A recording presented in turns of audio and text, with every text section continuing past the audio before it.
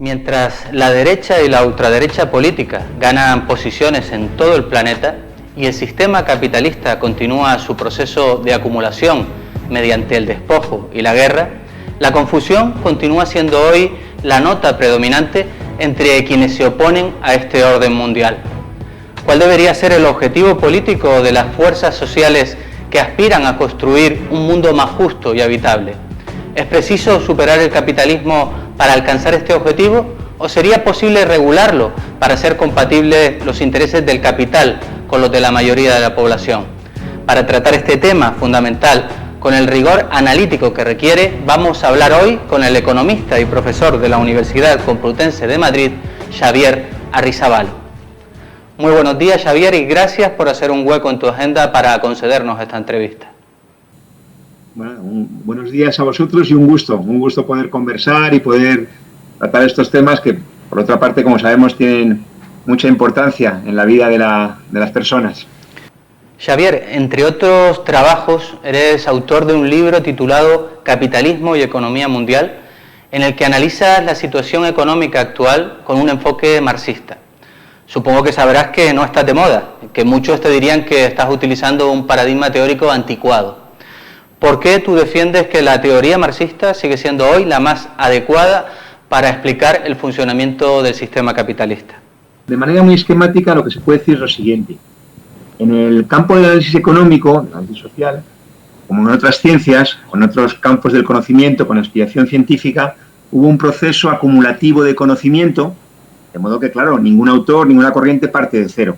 Ese proceso acumulativo de conocimiento tiene muchas sacudidas, muchos vaivenes, y en el campo de la economía se produce una circunstancia que tiene que ver con el propio objeto de estudio. La economía estudia cómo la sociedad se organiza para producir sus medios de vida de una forma constantemente renovada, lo que incluye la producción, la distribución y el consumo, y por tanto el objeto de estudio inevitablemente es controvertido en sociedades clasistas. De modo que cuando a finales del siglo XIX el despliegue del capitalismo en las sociedades europeas occidentales deja ver no solo sus contradicciones, la forma en particular de las crisis, sino sobre todo el conflicto que le es consustancial, el conflicto de clase, expresándose por el hecho de que la clase trabajadora, la clase explotada, se organiza políticamente como movimiento obrero.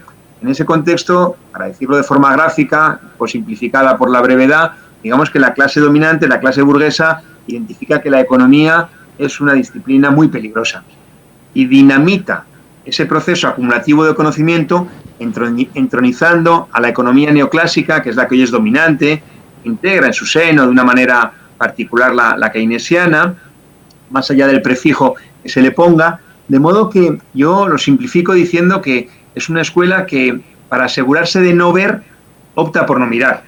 Y por contra, simultáneamente el marxismo lo que revela es la culminación de esa mejor tradición histórica en el pensamiento económico. Y acabo con una frasecita de un texto muy recomendable de Rosa Luxemburgo, del año 1916. El texto se titula Introducción a la economía política, y ella, después de señalar que la economía política es una ciencia extraña, acaba explicando cómo, ella dice, nuestros doctos burgueses ya no están interesados en explicar las causas de los problemas económicos, sino al contrario, están interesados en ocultarlas, para de esta forma poder sostener que el orden actual, más bien cabría decir desorden, el orden actual es el único orden posible, un orden eterno, ilimitado, ¿no? Y yo creo que esto ayuda a entender la pregunta de ¿por qué el marxismo? Porque precisamente el marxismo tiene una pretensión científica orientada a conocer las causas reales de los problemas con una perspectiva emancipatoria en la que, dicho de otra forma, los trabajadores no tendrían nada que perder, salvo, por parafrasear el clásico, sus cadenas. Sin embargo, Xavier, seguramente por esa relación que apuntas entre la economía y la lucha de clases, la verdad es que los planteamientos marxistas no son hoy en absoluto hegemónicos, ni entre los académicos críticos del neoliberalismo, ni en la izquierda institucional, donde lo predominante son los planteamientos keynesianos, que sostienen que es posible poner límites al capital sin cuestionar la esencia del sistema. Esto lo defienden autores muy conocidos como Krugman o Stiglitz, pero también en España, Vicente Navarro, Torres López o el coordinador general de Izquierda Unida, Alberto Garzón, escribieron un libro en el que lo que se planteaba es justamente esto, que hay alternativas y alternativas dentro del sistema. Muy bien formulada la pregunta, porque efectivamente en la coletilla final, claro que la humanidad tiene alternativas. Hoy día los avances científicos, técnicos permitirían de sobra que toda la población mundial, los 7.500 millones de habitantes del mundo, personas pudieran comer todos los días 5 veces y tener vivienda y tener acceso a la enseñanza, a la sanidad, etcétera, ¿no? Claro que hay alternativas. La pregunta correcta es como tú la formulas, ¿no? ¿Esto es factible en el marco de la economía capitalista? La gran pregunta, la pregunta del millón, digamos, es si hoy se puede hablar de un capitalismo de la ilusión, digamos, se puede depositar ilusiones en un capitalismo bueno, en un capitalismo civilizado, en un capitalismo con rostro humano, ¿no? Desde luego, desde el punto de vista, si vamos al terreno importante que tiene que ver con los sujetos, con las clases en conflicto, como tú decías, con la lucha de clases, el hecho es que, claro, la clase burguesa, la clase capitalista, la clase dominante, evidentemente tiene todo el interés en defender que, por supuesto, que puede haber un capitalismo bueno. De hecho, algunos economistas, como los que han sido mencionados, ¿no? El caso de Krugman es muy gráfico, ¿no? Él dice que las políticas que se aplican son políticas absurdas.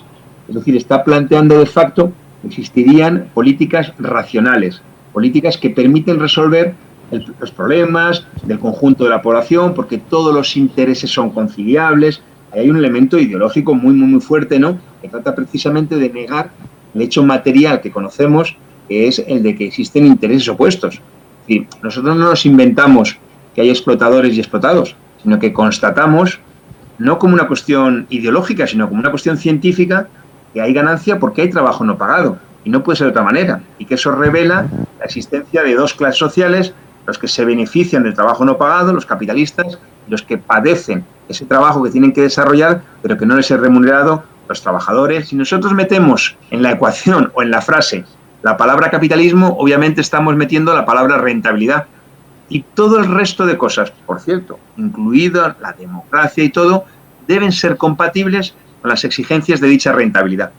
En el desarrollo histórico del capitalismo, lo que observamos es que las exigencias de la rentabilidad cada vez son más incompatibles, no ya con mejorar las condiciones de vida de la población, sino simplemente con preservarlas, ¿no? Por tanto, a la pregunta que tú formulabas, yo creo que de manera muy, muy precisa, muy aguda, en relación con si son resolubles los problemas en el marco de la sociedad capitalista o en el caso europeo y español ahora mismo, ¿no? En el marco de la Unión Europea, la respuesta es taxativa. Pues claramente no, porque los problemas vienen precisamente del pleno despliegue del capitalismo.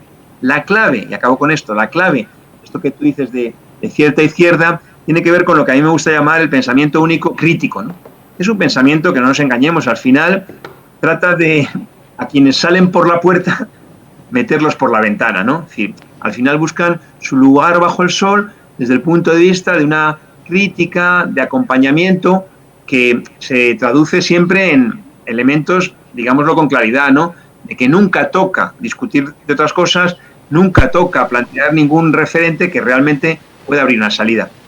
Pero a pesar de todo, esas propuestas políticas que criticas se presentan siempre a la población como las únicas políticas realistas. Pablo Iglesias, por ejemplo, defiende ya abiertamente que lo que hay es la economía de mercado y lo único posible es plantearse realizar algunas reformas. Pero eso en realidad es un ejercicio ideológico en el sentido peyorativo, ¿no? Es decir, es un clásico, ¿no? Hay que enmarcar la discusión dentro de los límites de lo posible. ¿Pero qué es lo posible? ¿Acaso entraba dentro de lo posible hace 100 años que la mujer pudiera votar? Pues había muchos que decían que no era posible. Afortunadamente, las mujeres, o muchas mujeres y algunos hombres también, no aceptaron esa premisa, digamos, tramposa, ¿no?, de que alguien desde fuera decide qué es lo posible y qué es lo no posible, ¿no? Y además es una falacia eso que se argumenta, por ejemplo, el propio Pablo Iglesias o Alberto Garzón, como señalas, ¿no?, en el sentido de que nosotros tenemos la experiencia aquí entre el año 2011 y 2014, la movilización fue constante. Yo creo que la voluntad de pelear por los derechos por parte de la clase trabajadora, los sectores populares, es indiscutible, ¿no? En realidad, fíjate que el orden más bien arranca de que desde enero de 2015 ya es la orientación electoral, y cabría decir electoralera, ¿no?, en el sentido de que se llama, ¿no?, a contener las movilizaciones porque todo el aparato de los partidos, etcétera, de los que estamos hablando, se pone al servicio de las elecciones que finalmente se dan en diciembre de 2015, ¿no? Y se pierde, se quiere decir así, un año una perspectiva mucho más amplia, ¿no? La pretensión de contener los procesos sociales es quimérica, ¿no? Porque la explosividad social late, ¿no? Late y va a seguir latiendo en la medida en que las exigencias, como digo, de la rentabilidad cada vez dejan menos espacio para ninguna conquista, ningún derecho, ¿no? Son puestos en cuestión, ¿no? En este año 2018, ¿alguien recuerda alguna propuesta, alguna convocatoria, alguna iniciativa lanzada por estos dirigentes que tienen efectivamente eco, ¿no? Ellos convocan a la rueda de prensa y les van decenas de medios, ¿no? A nosotros no, ¿no? ¿Qué han convocado? ¿A qué han invitado? ¿Qué iniciativa? ¿Qué propuesta? En realidad, de nuevo, es una profecía autocumplida. Ellos están encantados incluso cuando dicen, no, la sociedad se derechiza, con lo cual ya pueden dedicarse a sestear, ¿no? Pero es una profecía autocumplida, ¿no? Es decir, no es que se derechice, es que quienes tienen la capacidad de convocar no lo hacen, ¿no? Entonces, es un espantajo esto del realismo. ¿Qué es realista? Bueno, es realista lo que la población moviéndose decida, ¿no? Lo que pasa es que hay una mediación, son las direcciones de los partidos, sindicatos, que ocupan un lugar ahora mismo de contención. Quienes sostienen estos planteamientos socialdemócratas, de forma abierta o encubierta, siempre los acompañan con una propuesta de reformar la Unión Europea, para que deje de ser la Europa del capital y pase a ser la Europa de los pueblos. ¿Te parece factible un proyecto como ese para convertir la Unión Europea en otra cosa diferente de lo que es?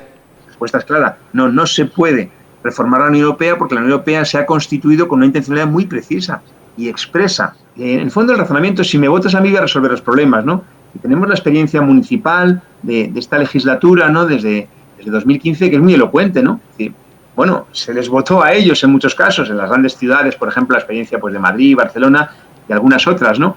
¿Cuál es la realidad? La realidad es que hay un marco, por ejemplo, en el terreno presupuestario, que impide toda ilusión de que realmente se puedan hacer las políticas que son demandadas por la mayoría de la población, ¿no?